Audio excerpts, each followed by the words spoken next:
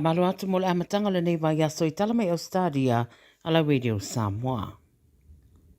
Wa mai ale whainga palo tala stete ni sa welese, mai leo tui mamau sa teimi na whairo leo le whainga malo fau, wa manu malo e nei le bang whaile leiba, tai tai eire reo Chris Mins, leo a avea nei ma premier o le stete. E tūranga e se fwoi rea whainga palo tala mai tau le tuotele, una sa whaia I se tūranga o vai ai le maualunga, o le whewha alo aloa I le vao tai tai e rua, sa tausi nio mo le tai tai inga le stete.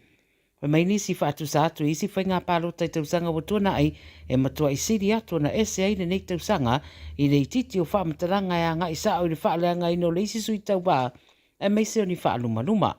Peita I le tausanga nei wa atangi ai tu ai ngā tangata iai ta I e lua sa tausinio Paratay Mamins ma talo sia I adua luai whaapea lea tūranga I tausanga te tasi.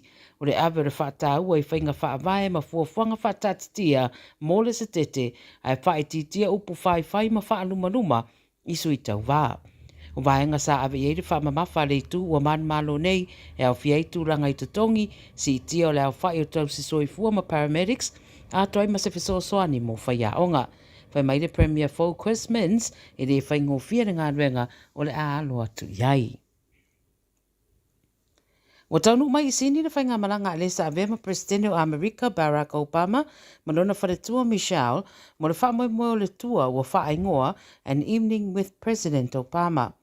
Tula wele ele mai na lato wa alele manisi o la skula ti le po na po ma wa whailoa le Channel 9 o pepa mata mo le whamoe o atu le valu se lau iwa spuru lima a o pepa mai mo le lau tele e lua se lau le no foa.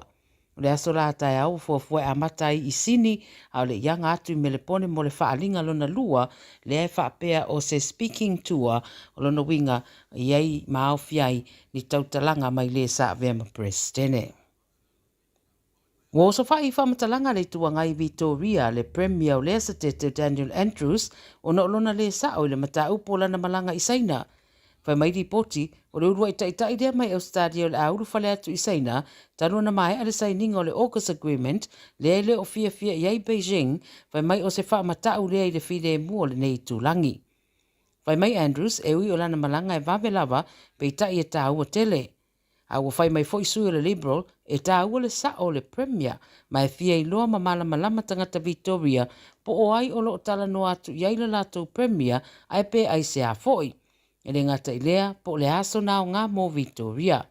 E wha aso le whainga malanga ma le a whairo iai le Premier ma sui sinia o le matanga luenga wā o ngā le atunuu ma sui o le whainga māloa Beijing e wha tala noai le toe anga I mai o tamaitia o ngā maisaina moa o ngā I le State o Victoria.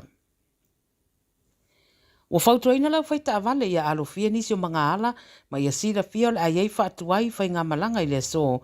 O no se whaalawe tele tau ta avale na tula I mailunga le M5 I le South West Motorway wa lawe vea ita avale e whaama se wilafi.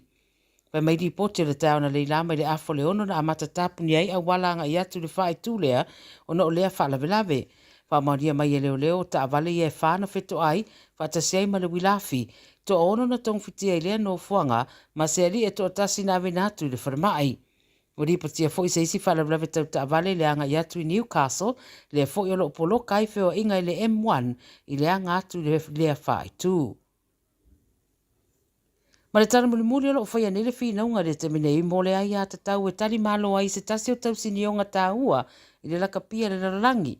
I le lua whelua sfururima, o le aafe ai le British and Irish Lions, Ausetalia e whetau iai ma le Wallabies, I ni tālunga whaama malo po o test te tolu. O le sa iringa la po o whea tonu le ai o le atari malo I le wha moe, o le whinaunga leo lo wha ngā solo le te minei, e ui inisi whaamatalanga wa iei madienga ua mai o na whaia e sini ma melepone le mata upulea.